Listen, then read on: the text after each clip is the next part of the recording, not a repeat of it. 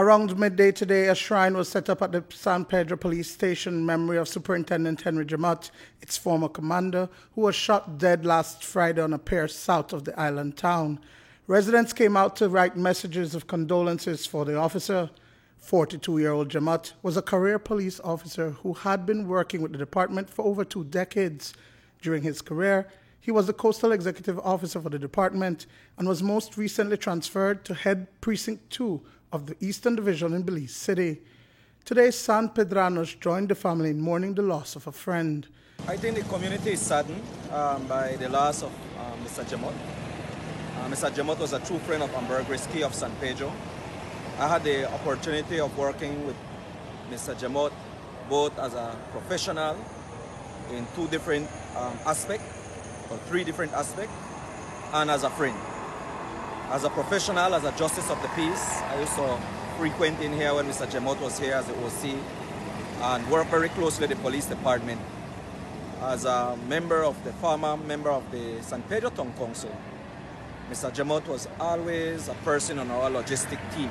During his years of service in San Pedro, Jamot forged great relationships with businesses and residents, as well as the San Pedro Town Council. Now Mayor Wally Nunes says they became friends over the years. He was a personal friend of mine. We worked together when I was a counselor in charge of security and protection of our island back in 2012. And we had a very close relationship working together for the police department. I must extend our sincere condolences to the family, his family, friends and colleagues here in San Pedro. Jamot loved fishing. In fact, the day before he died, he was out on a fishing trip. Residents recount their encounters with Jamot. We used to get together and, yes, go fishing and then. Yes, how you feel that now he's gone? Well, he had, still can't believe it. Still can't believe it. So one, maybe justice? Yes, I hope justice will be built. He's my very best friend. I fished with him. I went fishing with him that same day. I fished with him. We fished for the full day. And